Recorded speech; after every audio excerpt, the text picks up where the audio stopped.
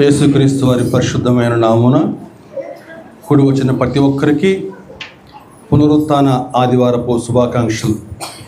Happy Easter.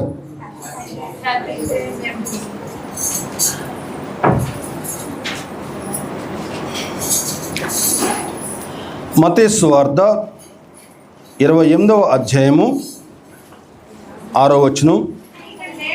ఆయన ఇక్కడ లేడు, తాను చెప్పినట్టే ఆయన లేచి ఉన్నాడు.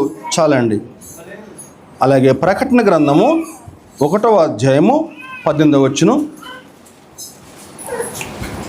ప్రకటన గ్రంథం, నేను మొదటి వాడను కడపటి వాడను జీవించువాడను మృతుడనైతిని కానీ ఇదిగో యుగములు సజీవుడనై ఉన్నాను, మరియు మరణము యొక్కయు పాతాళ లోకము యొక్కయు తాళపు చెవులు నా స్వాధీనములో ఉన్నవి.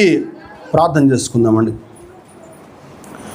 మహాపరిశుద్ధుడా, మహాగణుడా, సర్వోన్నతుడా, నీ పరిశుద్ధమైన పాదములకు వేలాదిగా వందనములు, స్తుతులు, స్తోత్రం అర్పిస్తూ ఉన్నానయ్యా.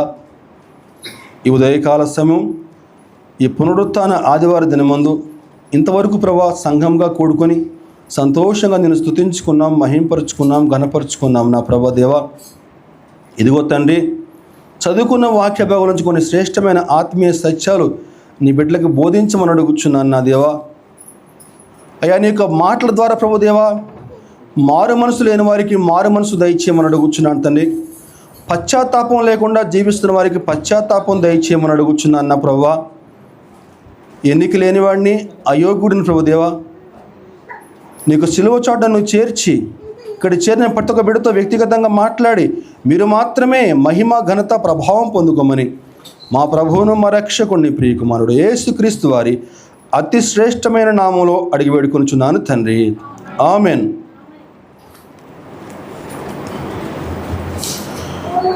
ప్రియ దేవుని సంగమా, ఈ లోకంలో పుట్టినటువంటి ప్రతి ఒక్కరి జీవితం కూడా పుట్టుకతో మొదలై మరణంతో ముగుస్తుంది. మనకందరికీ తెలిసిన విషయమే. అయితే యేసుక్రీస్తు యొక్క జీవితము పుట్టుకతో మొదలై మరణంతో ముగియలేదండి. ఆయన మరణపు ముళ్ళును విరిచి మృత్యుంజయునిగా తిరిగి లేచాడు. దేవునికి స్తోత్రం కలుగునుగాక. హల్లెలూయా. ఆ దినాన్ని పునరుత్థాన దినంగా ప్రపంచవ్యాప్తంగా జరుపుకుంటూ ఎంతో సంతోషంగా దేవుణ్ణి స్తుతిస్తూ ఉంటారు. ఈస్టర్ పండుగగా. అయితే గమనించాలి, యేసు ప్రభు తిరిగి లేవలేదు. యేసు ప్రభు సమాధిలో పెట్టబడిన తర్వాత ఆయన శిష్యులే రాత్రిపూట ఆయన ఎత్తుకుపోయారు, దొంగలు ఎత్తుకుపోయారు. ఇలా రకరకాల ప్రచారాలు ఆనాటి నుంచి ఈనాటి వరకు కూడా మనకి వింటూనే ఉన్నాం. ఎన్నో రకరకాల పుస్తకాలు వచ్చాయి. ఆయన తిరిగి లేవలేదు, రిజరక్షన్ ఒక అబద్ధం అని చెప్పని. అటువంటి కవలోనే ఒక వ్యక్తి, ఆయన పేరు ఆల్బర్ట్ హెన్రీ రాస్. ఏం పేరమ్మా? Albert Henry Ross. ఆయన కలం పేరు ఫ్రాంక్ మోరిసన్. ఆయన కలం పేరు ఫ్రాంక్ మోరిసన్. అంటే కలం పేరు అంటారే, రచయితలు ఆయన పేరు పెట్టుకోరు అనమాట, కలం పేరు పెట్టుకుంటారు. యేసు ప్రభువు చనిపోయి తిరిగి లేవలేదు, అంత బూటకం అది, నేను నిరూపిస్తానని చెప్పని అనేక పరిశోధనలు చేసి చిట్ట చివరికి తాను అబద్ధ మార్గంలో ప్రయాణిస్తుందని తెలుసుకుని, తాను వాదించింది అబద్ధము, యేసు ప్రభు యొక్క పునరుత్థానము సత్యం అని చెప్పి తెలుసుకుని హూ మూవ్డ్ ద స్టోన్ అనే పుస్తకం రాశాడండి 1930లో. చాలా ఫేమస్ బుక్ అనమాట. హూ మూవ్డ్ ద స్టోన్ అంటే రాయి ఎవరు తొలగించారు? ఎవరు తొలగించారండి రాయి?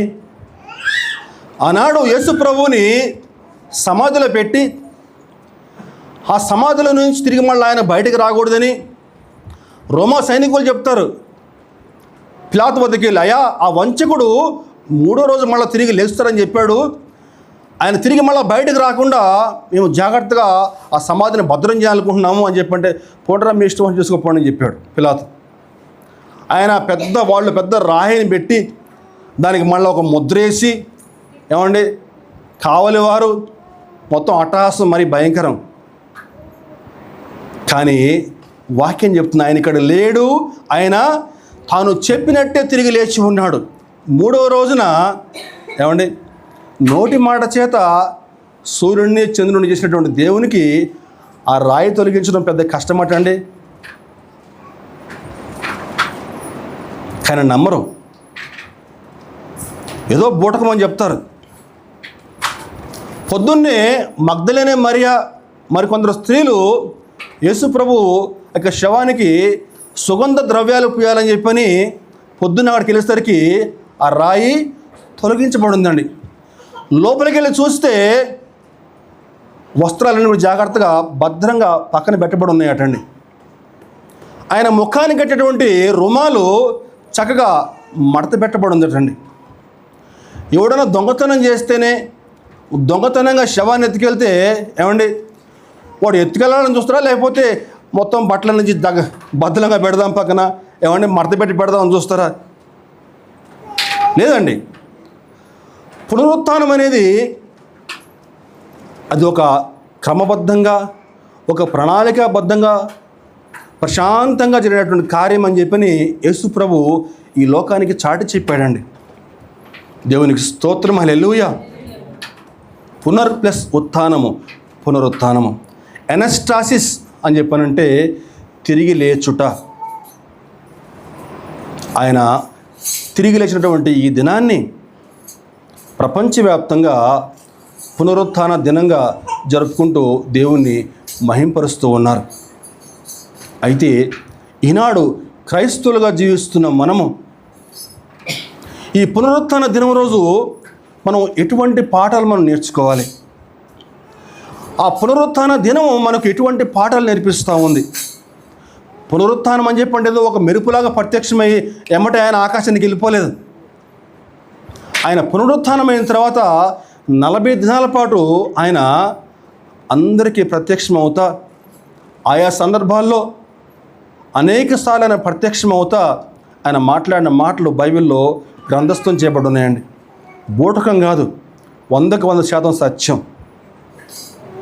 ఈ పునరుత్థానం ద్వారా ప్రభువైన యేసుక్రీస్తు మనకు ఏ పాఠం నేర్పించాలని చెప్పని ఆశిస్తూ ఉన్నాడు. ఒక 5 విషయాలు మీకు చెప్పే ప్రయత్నం చేస్తాను. యేసు ప్రభు యొక్క పునరుత్థానం అసత్యం అని చెప్పని ఎవరైనా మీతో వాదిస్తే ఇదిగో ఈ మాటలు మీరు వాళ్ళకి చెప్పవచ్చు. మొట్టమొదటిగా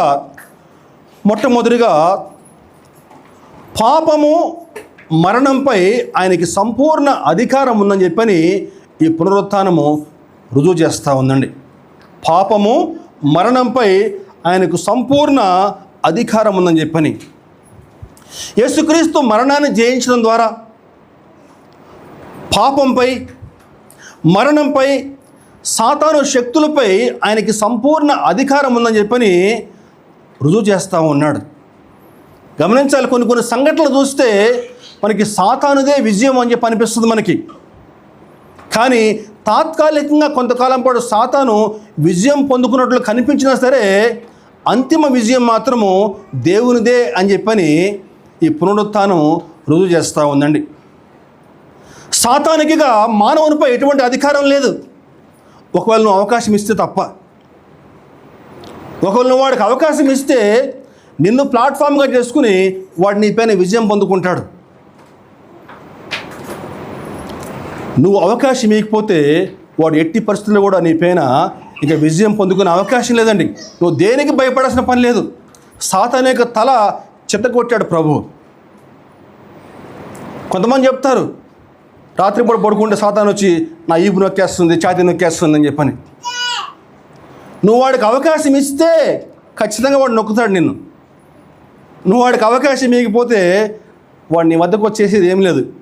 ఎందుకంటే ప్రభువు ఏనాడో సాతాను యొక్క తలను సంపూర్తిగా చితగొట్టేశాడు. దేవునికి స్తోత్రం కలుగునుగా. హల్లెలూయా. ఇది మొట్టమొదటి అంశం అండి, మొట్టమొదటి పాఠం. రెండవదిగా దేవుని యొక్క అపారమైన శక్తిని ఈ పునరుత్థానం చూపిస్తూ ఉంది.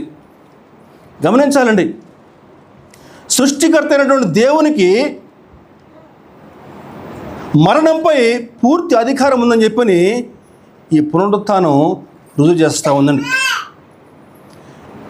ఈ లోకంలో అనేక మంది తమను తాము దేవుళ్ళుగా చెప్పుకొని తాముకు మరణంపై అధికారం ఉందని చెప్పని చెప్పుకున్నారు. తమను తాము దేవుళ్ళుగా చెప్పుకుని అనేక మంది పూజలు అందుకుంటూ ఉన్నారు. కానీ గమనించాలి, వారందరూ కూడా మరణించారు. ఇప్పటికీ కూడా వారందరి సమాధులు కూడా జాగ్రత్తగా భద్రం చేయబడి ఉన్నాయి. మరికొంతమంది మరణంపై మేము విజయం పొందుకుంటాం, మరణించిన తిరిగి లెగుస్తామని చెప్పని డంబాలు పలికారు. కానీ వారి సమాధులు కూడా ఇప్పటికీ భద్రంగానే ఉన్నాయి సుమా. అందులో ఒక ఇద్దరు ఉదాహరణలు మీకు వివరిస్తాను. మొట్టమొదటిగా క్విన్ షీ హువాంగ్. అదిగోండి, క్విన్ షీ హువాంగ్ చైనా నాయకుడు అండి ఈయన. ఇప్పుడు మనం చూస్తున్నాము చైనా ఒకప్పుడు ఇలా లేదు, అనేక రాజ్యాలుగా ఉంది చైనా. అయితే ఈ వ్యక్తి ఆ అన్ని రాజ్యాలను కూడా ఏకం చేసి, మనం ఇప్పుడు చూస్తున్నాం కదా చైనా, ఇదిగో అటువంటి చైనాని ఆయన తయారు చేశాడు. The great wall of China చాలా పెద్దగా ఉంటుందండి. ఆ గ్రేట్ వాల్ ఆఫ్ చైనా నిర్మించింది ఆయన హయాంలోనే. అయితే ఈయన ఏంటని చెప్పానంటే, తనకు మరణంపై అధికారం ఉందని చెప్పని, తాను అమరత్వం పొందుతానని చెప్పని, తను జీవించినంత కాలం కూడా పాదరసం మాత్రలు మింగేవాడట. ఏ మాత్రలు? పాదరసం, మెర్కురీ మాత్రలు మింగేవాడట. ఆ మాత్రలు మింగి మింగి మింగి ఒక రోజుకి ఆ మాత్రలు విషమైపోయి చనిపోయాడు. చనిపోయే ముందు నేను తిరిగి మళ్ళీ లెగుస్తానని చెప్పని అతని సమాధిలో ఒక పాదరస్సు నది ఒకటి ప్రవహించేలా ఏర్పాటు చేసుకున్నాడట. మరణించినా సరే తిరిగి మళ్ళీ లెగుస్తానని చెప్పని అతని సమాధిలో ఆ పాదరస్సు నది పారుతూ ఉంటుందట. కానీ విచిత్రం ఏంటని చెప్పంటే, ఇప్పటికి కూడా అతని సమాధి మూయబడే ఉందండి. అతను తిరిగి లేవలేదు.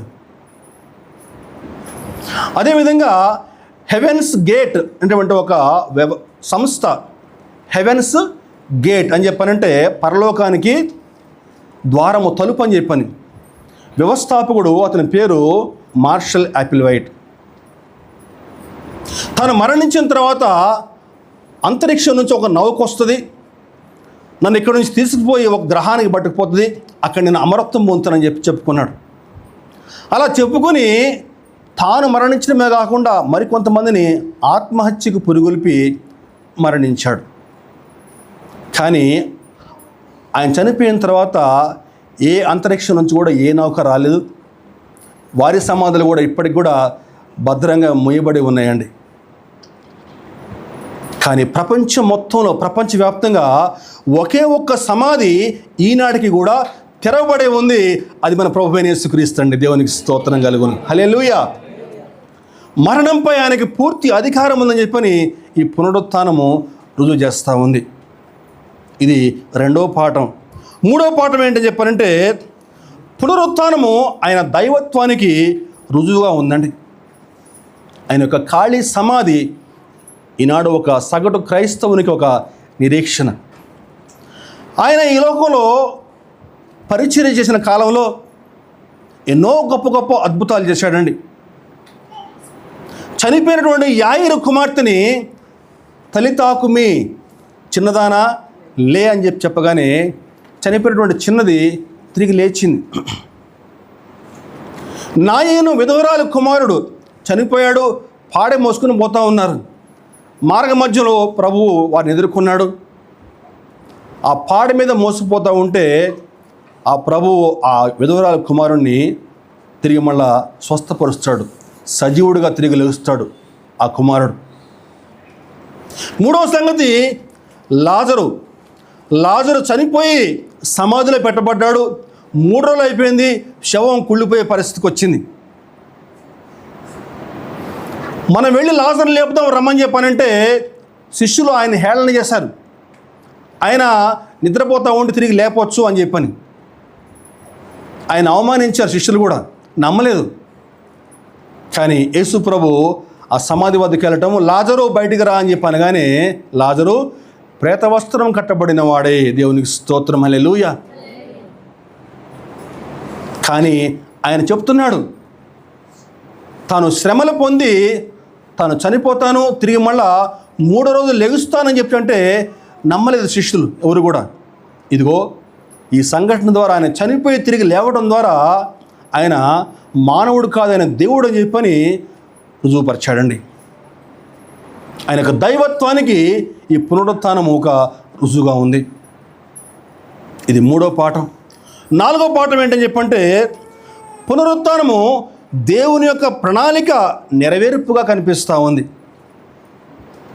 యేసుప్రభు యొక్క జననం కానీ, యేసుప్రభు యొక్క మరణం కానీ, యేసుప్రభు యొక్క పునరుత్థానం కానీ ఏదో అనుకోకుండా జరిగిపోయింది కాదండి.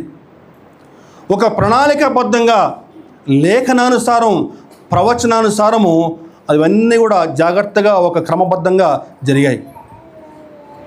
వాక్యానుసారము, లేఖనానుసారం జరిగాయండి. ఆయన ఈ విధంగా జన్మిస్తాడు, ఈ విధంగా మరణిస్తాడు అని చెప్పని ఎప్పుడో కొన్ని వేల ఏళ్ల క్రితమే ప్రవచించబడింది. ఆదికాండము 3వ అధ్యాయము 15వ వచనం చూస్తే మొట్టమొదటి గ్రంథం మనకి బైబిల్లో అప్పుడే యేసు ప్రభు గురించి అక్కడ వివరించబడింది. ఆదికాండం 3:15 మరియు నీకును స్త్రీకిని నీ సంతానమునకును ఆమె సంతానమునకును వైరము కలగ చేసేదను, అది నిన్ను తల మీద కొట్టును, నీవు దానిని మడిమ మీద కొట్టుదు అని చెప్పెను. దేవునికి స్తోత్రం, హల్లెలూయా. ఇదిగో ఈ ప్రవచన నెరవేర్పు యేసు ప్రభు యొక్క పునరుత్థానం ద్వారా నెరవేరిందండి. ఆదాముతో పాపం చేయించడం ద్వారా ఈ లోకంలోకి మరణం తీసుకొచ్చినటువంటి సాతాను, ఆ సాతాను యొక్క తలను ప్రభువు చితగొట్టడం ద్వారా మరణంపై సాతానికి ఇంకా ఏమాత్రం కూడా అధికారం లేదని చెప్పని రుజువుపరిచాడండి. హెబ్రీ పత్రికలో పౌలు గారు మాట్లాడుతూ ఏమంటాడని చెప్పానంటే హెబ్రీ పత్రిక 2వ అధ్యాయము 14-15లో కాబట్టి ఆ పిల్లలు రక్త మాంసములు గలవారైనందున ఆ ప్రకారమే మరణం యొక్క బలము కలవానని. ఒక్క నిమిషం అండి. మరణం యొక్క బలము కలవానని. మరణం యొక్క బలం, వాడికి అధికారం ఉంది, మరణం పైన వాడికి బలం ఉంది. కానీ ఈ పునరుత్థానం ద్వారా వాడి యొక్క బలాన్ని, వాడి అధికారాన్ని మొత్తం కూడా ప్రభువు తొలగించేశాడు. మరణం యొక్క బలం గలవానని అనగా అపవాదిని మరణము ద్వారా నశింపచేయుటకును జీవితకాలమంతా మరణ భయము చేత దాస్యమునకు లోబడిన వారిని విడిపించుటకును ఆయన కూడా రక్త మాంసములలో పాలివాడాయను. గట్టిగా దేవుని నామమున మహిమపడదామండి. హల్లెలూయా. మరణానికి ఇంక మనం భయపడాల్సిన పని లేదు. సాతాను యొక్క ముళ్ళు విరిచేశాడు ప్రభు. సాతానికి ఇంకా మానవునిపై ఎటువంటి అధికారం లేదండి. 4 అంశాలు చెప్పుకున్నాం. ఒకసారి చెప్దామా? మొట్టమొదటి అంశము, పాపము మరణంపై ఆయనకి సంపూర్ణ అధికారం ఉందని చెప్పని రుజువుపరుస్తూ ఉంది. నెంబర్ 2, దేవుని యొక్క అపారమైన శక్తిని పునరుత్థానం చూపిస్తూ ఉంది. పునరుత్థానమైన దైవత్వానికి రుజువుగా ఉంది. 4వ అంశము దేవుని యొక్క ప్రణాళిక నెరవేర్పుగా కనిపిస్తూ ఉందండి. చిట్ట చివరిగా నిరీక్షణ అండి. యేసుక్రీస్తు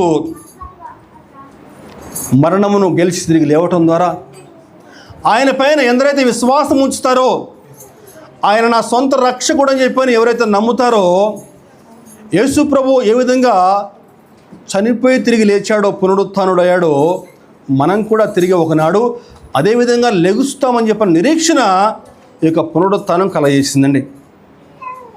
1 కొరింథీ పత్రిక 15వ అధ్యాయము 1 కొరింథీ పత్రిక 15వ అధ్యాయము 20వ వచనంలో పౌలు గారు కొరింథీయులకు పత్రిక రాస్తా, ఇప్పుడైతే నిద్రించిన వారిలో ప్రథమ ఫలముగా క్రీస్తు మృతుల్లో నుండి లేపబడి ఉన్నాడు. మనుష్యుని ద్వారా మరణము వచ్చెను కనుక మనుష్యుని ద్వారానే మృతుల పునరుత్థానమును కలిగెను. ఆదామునందు అందరూ ఎలాగూ మృతి పొందుచున్నారో అలాగునని క్రీస్తునందు అందరూ బ్రతికించబడుదురు. ప్రతి వాడు తన తన వరుసలోనే బ్రతికించబడును. ప్రథమ ఫలము క్రీస్తు, తర్వాత క్రీస్తు వచ్చినప్పుడు ఆయన వారు బ్రతికి. ఎంత గొప్ప వాక్యం అండి! ప్రథమ ఫలము క్రీస్తు, ప్రథమ ఫలంగా యేసుక్రీస్తు లేచి ఉన్నాడు. తర్వాత ప్రతి ఒక్కరు కూడా తమ తమ వరుసలోనే. బైబిల్లో ఒక్క అక్షరం కూడా, ఒక్క పొల్లు కూడా తప్పిపోదండి. ఎంత గొప్ప అద్భుత వాక్యం అండి! ఏమాటుంది అక్కడ? ప్రథమ ఫలము క్రీస్తు, తర్వాత క్రీస్తు వచ్చినప్పుడు ఆయన వారు బ్రతికించబడదు. ఆయన వారు మాత్రమే, అందరూ కాదు, ఆయన వారు మాత్రమే. ఎవరైతే ఆయన బిడ్డలుగా జీవిస్తూ ఉన్నారో, మేము దేవుని బిడ్డలమని చెప్పి ఎవరైతే ముద్ర వేసుకుని జీవిస్తూ ఉన్నారో వారు మాత్రమే బ్రతికించబడుదురు తమ తమ వరుసలో. అయితే ఆ ప్రభువైన యేసుక్రీస్తు రెండవ రాకడలో తిరిగి వచ్చేటప్పుడు, ఆ మధ్యాకాశానికి వచ్చినప్పుడు ఎత్తబడే సంఘంలో ఎవరైతే ఉంటారో వారందరి కోసము కొన్ని కిరీటాలు సిద్ధం చేసి ఉంచాడండి. ఈ లోకంలో ఎవరైతే ఆయన కొరకు నమ్మకంగా జీవిస్తారో, విశ్వాసంగా జీవిస్తారో, యథార్థంగా జీవిస్తారో వారందరి కొరకు ఆ మధ్యాకాశంలో చక్కని కిరీటాలు ఆయన సిద్ధం చేసి ఉంచాడండి. ఆ కిరీటాలు ఏమేం కిరీటాలు? ఆ కిరీటాలు పొందుకునేటువంటి వరుసలో నువ్వు నేను ఉన్నామేమో ఈరోజు తెలుసుకునే ప్రయత్నం చేద్దాం. ఎందుకంటే ఆయన వచ్చే రాకడ చాలా దగ్గర పడిందండి, ఇంకెక్కువ సమయం లేదు. కాబట్టి ఆ కిరీటాలు పొందుకునే అర్హత మనకు ఉందా లేదా? ఒకవేళ అర్హత లేకపోతే మనం అర్హత పొందుకుందాం. పునరుత్థానం మనకు ఎటువంటి పాఠాలు మనకు నేర్పిస్తామని తెలుసుకున్నాం. మనం 5 పాఠాలు నేర్చుకున్నామండి. అలాగే ఆ కిరీటాలు ఏంటో కూడా తెలుసుకునే ప్రయత్నం చేద్దామండి. మొట్టమొదటిగా అక్షయ కిరీటము. అక్షయ కిరీటము 1 కొరింథీ పత్రిక 9వ అధ్యాయము 25వ వచనం చూస్తే, మరియు పందెమందు పోరాడు ప్రతివాడు అన్ని విషయములందు మితముగా ఉండును. వారు క్షయమగు కిరీటమును పొందుటకును మనమైతే అక్షయమగు కిరీటమును పొందుటకును మితముగా ఉన్నాము. ఇక్కడ 2 కిరీటాలు చెప్తున్నానండి. క్షయమగు కిరీటము, అక్షయమగు కిరీటం అని చెప్పని. వాక్య సందర్భం చూసుకుంటే సువార్త పరిచర్యలో భాగంగా తాను ఎంత క్రమశిక్షణగా జీవించానో, దేవుని కొరకు ఎంత నమ్మకంగా జీవించానో పౌలు గారు కొరింథీయులకు పత్రిక రాస్తా కొంతమంది ఆటగాళ్ళని ఉదాహరణగా చెప్తా ఉన్నాడు. ఆనాడు గ్రీస్లో కొరింథీ పట్టణంలో 2 ఏళ్లకు ఒకసారి ఇస్తామియన్ గేమ్స్ అని చెప్పని జరిగేవండి. ఏం గేమ్స్ అవి? ఇస్తామియన్ గేమ్స్ అని చెప్పని. అంటే ఇప్పుడు ఒలింపిక్ గేమ్స్ ఎట్లనో ఆనాడు ఈ గేమ్స్ ఎట్లా అనమాట. దేశ విదేశాల నుంచి కూడా ఆటల పోటీలు జరిగాయి. ఆ పోటీల్లో ప్రథమ బహుమానం పొందుకోవాలని చెప్పని చాలామంది కష్టపడేవాళ్ళు. బహుమానం పొందుకోవాలని చెప్పని ఎంతో కష్టపడేవాళ్ళు, తమ శరీరాన్ని నలగొట్టుకునేవారు.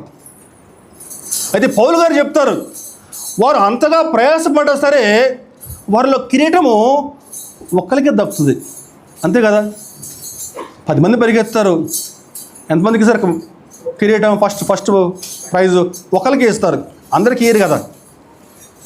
వారు అందరూ కూడా పరిగెత్తారు, కానీ 10 మంది ఒక్కడికే బహుమానం దక్కుతుంది కదా.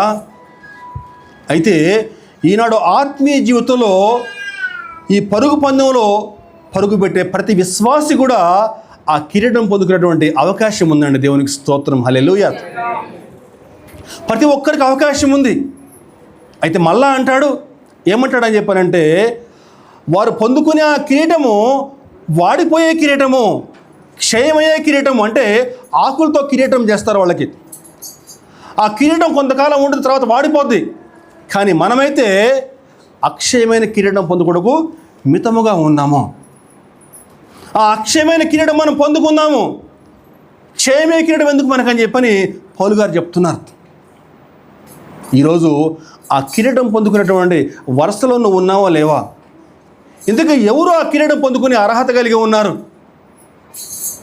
ఎవరైతే తమ జీవిత కాలంలో దేవుని కొరకు యథార్థంగా జీవిస్తూ వాక్య ధ్యానం ద్వారా, ప్రార్థన ద్వారా తమ ప్రాచీన స్వభావాన్ని వదులుకుని దేవుని కొరకు ఎవరైతే నమ్మకంగా జీవిస్తూ ఉంటారో వారు ఈ అక్షయమైన కిరీటాన్ని పొందుకునేటువంటి అర్హత వారికి దక్కుతుందండి. దేవునికి స్తోత్రం, హల్లెలూయా. అదేవిధంగా ఎవరైతే తమ జీవించినంత కాలం కూడా సాతాను క్రియలు ఎవరైతే జయిస్తారో, అపవాది క్రియలు ఎవరైతే జయిస్తారో వారికి కూడా ఈ కిరీటం పొందుకునే అర్హత ఉందండి. ఎఫెసీ పత్రికలో పౌలు గారు వాళ్ళతో మాట్లాడుతూ ఒక మాట అంటాడు. ఎఫెసీ పత్రిక 6వ అధ్యాయము 12వ వచనంలో, ఎఫెసీ 6:12లో, ఎలయనగా మనము పోరాడున్నది శరీరులతో కాదు కానీ ప్రధానులతోనూ అధికారులతోనూ ప్రస్తుత అంధకార సంబంధులకు లోకనాథులతో ఆకాశ మండలమందున్న దురాత్మల సమూహములతో పోరాడుచున్నాము. అవునండి, ఎవరైతే ఈ లోకంలో జీవించినంత కాలం కూడా సాతాను క్రియలకు వ్యతిరేకంగా ఎవరైతే పోరాడతారో, నమ్మకంగా ఎవరైతే జీవిస్తారో, తమ ప్రాచీన స్వభావం వదులుకుని దేవుని కొరకు యథార్థంగా జీవిస్తారో వారికి ఈ అక్షయమైన కిరీటం పొందుకునేటువంటి భాగ్యం దక్కుతుందండి. మరి అటువంటి వరుసలో నువ్వు ఉన్నావా లేవా అనేది పరిశీలన చేసుకో. ఇది మొట్టమొదటి కిరీటం అండి. రెండవ కిరీటం ఏంటని చెప్పంటే ఆనంద కిరీటము. ఏం కిరీటం అండి? ఆనంద కిరీటం, అతిశయ కిరీటం అండి. రెండవ కిరీటం మొదటి తెస్సలోనిక 2వ అధ్యాయము 19-20. ఏలయనగా మా నిరీక్షణ అయినను ఆనందమైనను అతిశయ కిరీటమైనను ఏది? మన ప్రభువైన యేసు యొక్క రాకడ సమయమున ఆయన ఎదుట మీరే కదా, నిశ్చయముగా మీరే మా మహిమయు ఆనందమునై ఉన్నారు. చాలా జాగ్రత్తగా ఈ మాట అర్థం చేసుకోవాలండి, గమనించాలండి. ఒక మంచి టీచర్కి తాను చదువు నేర్పినటువంటి ఒక విద్యార్థి బాగా చదువుకుని చక్కగా వృద్ధిలోకి వచ్చి ఒక మంచి పొజిషన్కి వెళ్ళి సడన్గా కనిపిస్తే ఆ గురువుగారు ఎంత ఆనందపడతారండి. ఆ ఆనందాన్ని వర్ణించలేము. అరే, నేనుగా చదువు చెప్పింది, చక్కగా వృద్ధిలోకి వచ్చాడే అని చెప్పి ఆనందపడతాడు. ఆనందం మాటల్లో మనం చెప్పడానికి లేదు. అలాగే ఒక సేవకుడు కూడా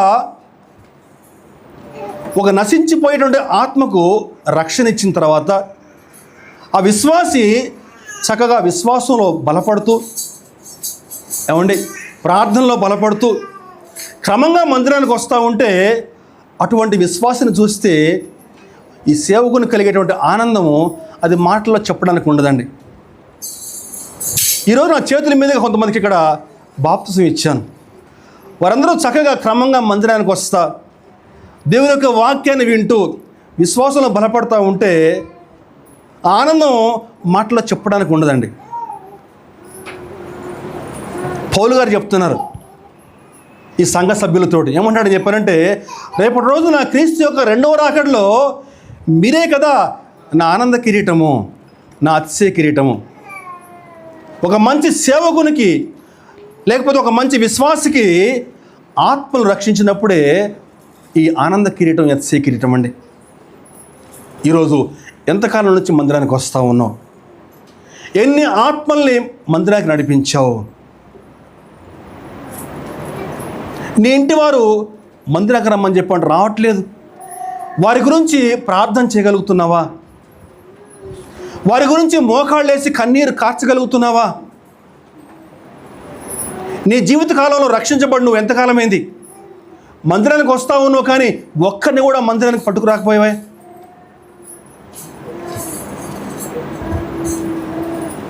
పౌలు గారు చెప్తున్నారండి, మీరే కదా మా ఆనంద కిరీటం అని చెప్పని. అతిశయ కిరీటం అండి. ఒక సేవకుడు విశ్వాసులు రక్షించబడి చక్కగా క్రమంగా మందిరానికి వస్తూ ఉంటే కలిగేటువంటి ఆనందం అది మాటలో చెప్పడానికి ఉండదండి. ఇది రెండవ కిరీటము, ఆనంద కిరీటము, అతిశయ కిరీటం. మూడవ కిరీటము నీతి కిరీటము. నీతి కిరీటము 2 తిమోతి 4వ అధ్యాయము 7-8 వచనాలు. 2 తిమోతి 4వ అధ్యాయము 7-8 వచనాలు.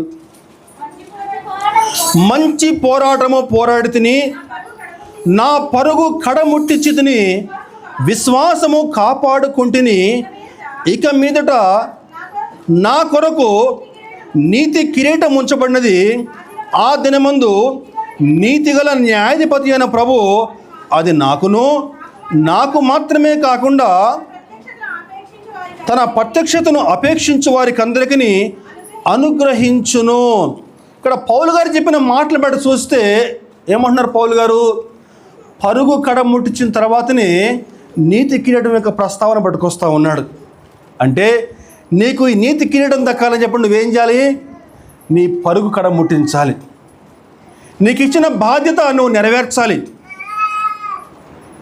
ఎందుకు ఈ మాట చెప్తున్నానని చెప్పానంటే, రాబోయే దినాల్లో అనేక మంది తమ పరుగు పందెం ఆపేస్తారు, తమ పరుగును ఆపేస్తారు, వెనక్కి జారిపోతారు. ఒక కాలం రాబోతూ ఉంది. ఆ కాలంలో 666 అనేటువంటి ముద్ర వేసుకోవాలని చెప్పని ప్రజల్ని బలవంత పెట్టే కాలం రాబోతూ ఉంది. నుదుటి మీద కానీ చేతి మీద కానీ ఆ ముద్ర వేసుకోవాలి. ఆ ముద్ర వేసుకుంటేనే నీకు రేషన్, ఆ ముద్ర వేసుకుంటేనే నీకు గ్యాసు, ఆ ముద్ర వేసుకుంటేనే నీకు ఆయిల్, డీజిల్ అని చెప్పి నీకు చట్టం జారీ చేస్తే ఏం చేస్తావు నువ్వు? ఈ మధ్య వచ్చింది కదా ఇప్పుడు గ్యాస్ కోసం, ఎల్పిజి గ్యాస్ కోసం లైన్లు. ఒకవేళ కనుక రేపటి రోజున ఆ చట్టం వచ్చి నీకు ఆ ముద్ర ఉంటేనే నీకు గ్యాస్ అని చెప్పి అన్నాడు అనుకోండి, ఏం చేస్తారు? కానీ ఇది వాస్తవం చెప్పేది. పౌలు గారు తిమోతికి పత్రిక రాస్తా, తిమోతి రాబోయే రోజుల్లో భయంకరమైన కాలం రాబోతా ఉంది తిమోతి అని చెప్పని 1 తిమోతి 4వ అధ్యాయము 1-2 వచనాలు చూస్తే, 1 తిమోతి 4వ అధ్యాయం 1, అయితే కడవరి దినములలో కొందరు అబద్ధికుల వేషధారణ వలన మోసపరుచు ఆత్మల యందును దయ్యముల బోధ యందును లక్ష్యముంచి విశ్వాస భ్రష్టులగుదురని ఆత్మ తేటగా చెప్పుచున్నాడు. రాబోయే రోజుల్లో అబద్ధ బోధకుల మాటలు విని, అబద్ధ బోధకులు ఈరోజు ఎక్కువైపోయారండి. కొంతమంది విశ్వాసులు కూడా అలాగే ఉన్నారు. ఒక వారం ఈ సంఘం, ఒక వారం ఆ సంఘం, ఒక వారం ఆ సంఘం, ఇంకో వారం ఇంకో సంఘం. అబద్ధ బోధకుల యొక్క మాటలు విని విశ్వాసుల నుంచి వెనక్కి జారిపోతారటండి. జాగ్రత్త తిమోతిని చెప్తున్నాడు. మరి కొంతమంది శ్రమ కష్టం రాగానే, ఇరుకు ఇబ్బంది రాగానే వాళ్ళు కూడా విశ్వాసంలో జారిపోతారు. కానీ చెప్తున్నాడు పౌలు గారు, నీ పరుగు కడముట్టించిన తర్వాత నీకు ఏదైతే పరుగు అప్పచెప్పబడిందో, నీ బాధ్యత నీకు ఏదైతే అప్పచెప్పబడిందో ఆ బాధ్యత నువ్వు జాగ్రత్తగా నెరవేర్చిన తర్వాతనే ఈ నీతి కిరీటం నీ కొరకు సిద్ధం చేయబడి ఉంటుందండి. మరి ఆ క్రమంలో, ఆ వరుసలో నువ్వు ఉన్నావా లేవా పరిశీలన చేసుకో. పరుగు పందెం జాగ్రత్తగా పరుగు పెడుతున్నావా, పరిగెత్తున్నావా, లేకపోతే పరుగు పందెం మధ్యలోనే ఆపేసావా? పరిశీలన చేసుకుందామండి. ఇది ఎన్నో కిరీటం అండి? 3వ కిరీటం. మొట్టమొదటి కిరీటము అక్షయ కిరీటము, 2వ కిరీటము ఆనంద కిరీటము, 3వ కిరీటము నీతి కిరీటము, 4వ కిరీటము జీవ కిరీటం అండి. జీవ కిరీటము. యాకోబు పత్రిక ఒకటో అధ్యాయము, యాకోబు పత్రిక 1వ అధ్యాయము 12వ వచనం. యాకోబు 1:12. శోధన సహించువాడు ధన్యుడు, అతడు శోధనకు నిలిచిన వాడై ప్రభువు తన్ను ప్రేమించు వారికి వాగ్దానము చేసిన జీవ కిరీటం పొందుకొనును. అదండి, శోధన సహించువాడు ధన్యుడు. అదండి, ప్రభువు తనను ఎవరైతే అధికంగా ప్రేమిస్తూ ఉంటారో వారికి ఇచ్చేటువంటి కిరీటము ఈ జీవ కిరీటం అండి. అయితే ఒక చిన్న క్లాజ్ ఉంది. గమ్మత్ ఏంటని చెప్పంటే, తనను ఎవరైతే అధికంగా ప్రేమిస్తూ ఉంటారో వారికి ఎక్కువ కష్టాలు పెడతాడు ప్రభు. వారికి శ్రమలు బాగా వస్తూ ఉంటాయి, మంచి విశ్వాసంగా ఉంటారు, క్రమంగా మందిరానికి వస్తూ ఉంటారు, ప్రార్థనలు గడుపుతూ ఉంటారు. కానీ వాళ్ళకి శ్రమలు కష్టాలు వస్తాయి. ఎందుకు వస్తాయి అన్ని శ్రమలు కష్టాలు? మొట్టమొదటిగా వారి విశ్వాస స్థాయిని ఎదిగించడానికి ఆ శ్రమను దయచేస్తాడు. ఇది మొట్టమొదటి కారణమైతే, రెండవ కారణం ఏంటని చెప్పంటే, నేడు వారున్న స్థితి రాబోయే రోజుల్లో 100 అభివృద్ధి పొందాలని చెప్పి శ్రమను దయచేస్తూ ఉంటాడండి. దేవునికి స్తోత్రం, హల్లెలూయా. వారి విశ్వాస స్థాయి అభివృద్ధి పొందాలని చెప్పి శ్రమలు దయచేస్తూ ఉంటాడు. అబ్రహాం గారు దేవుని మాట విని 75 ఏళ్ళ నాడు తన ఇంటి వారిని, తన ఊరిని, అందరిని వదిలేసి ప్రభు రమ్మన్న చోటుకి వెళ్ళిపోయాడు. నీకు సంతానం ఇస్తానయ్యా అని చెప్పి అన్నాడు. కానీ 99 దాటిపోయింది, సంతానం కలగలేదు. కానీ ప్రభు తనిచ్చిన మాట చొప్పున 100 ఏళ్ల నాడు చక్కని కుమారుడిని బహుమానంగా ఇచ్చాడు. అబ్రహాముకి ఆ కుమారుడు లోకమైపోయాడు. చక్కగా కుమారుడితోటి సంతోషంగా ఆడుకుంటూ ఉన్నాడు. కానీ ప్రభువు అబ్రహాముని ఏం చేశాడు? పరిశోధించాడండి.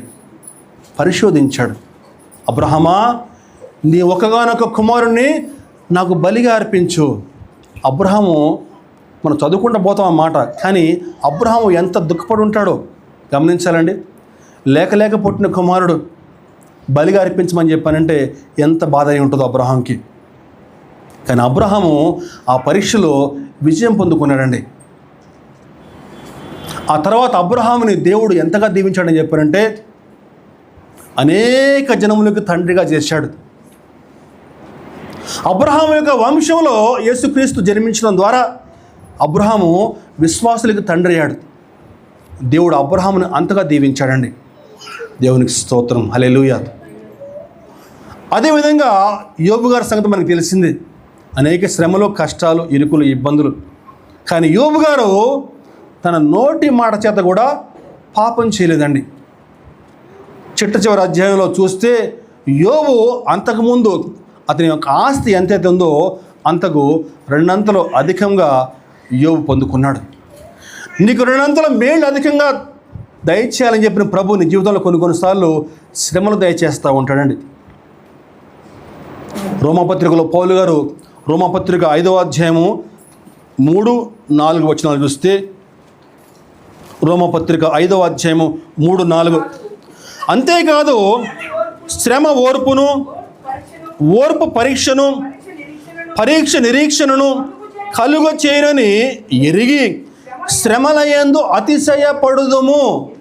చాలండి, శ్రమలేందు ఏం చేయాలమ్మా? అతిశయపడాలండి. దేవుణ్ణి నువ్వు మహింపరచాలి శ్రమంలో. అంతేగాని శ్రమలు కష్టాలు రాగానే వేస్ట్ మందిరం అని చెప్పని వెనకపోతే కుదరదు. బయట రెడీ కాచుకుని ఉంటాడు ఎవడు, వాడే మీకు బాగా తెలుసు వాడు ఎవడు అని చెప్పని. కాబట్టి శ్రమల్లో ఏం చేయాలట? అతిశయపడాలండి. ప్రార్థనలో ముందుకు సాగాలి. అప్పుడే నీకు ఈ జీవ కిరీటం పొందుకుంటావు.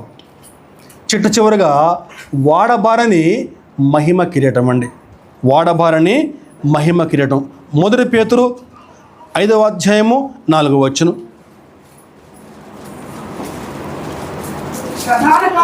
ప్రధాన కాపరి ప్రత్యక్షమైనప్పుడు మీరు వాడబారని మహిమ కిరీటం పొందుదురు. చాలండి, ప్రధాన కాపరి ప్రత్యక్షమైనప్పుడు మీరు వాడబారని మహిమ కిరీటము పొందుదురు. ఈ కిరీటం పొందుకోవాలంటే ఏం చేయాలట? మందను జాగ్రత్తగా కాయాలండి. ఈ వాక్యం ఏంటని చెప్పానంటే సేవకులకు ప్రత్యేకం. సేవకి వెళ్దామని చెప్పని ఎవరైతే అనుకుంటారో, పరిచర్యకి వెళ్ళాలని చెప్పని ఎవరైతే అనుకుంటారో, ఇక్కడ కూర్చున్న వారు ఎవరైనా సరే వారి కొరకు ఈ వాక్యం ప్రత్యేకం. ఈ కిరీటం పొందుకోవాలంటే ఏం చేయాలట?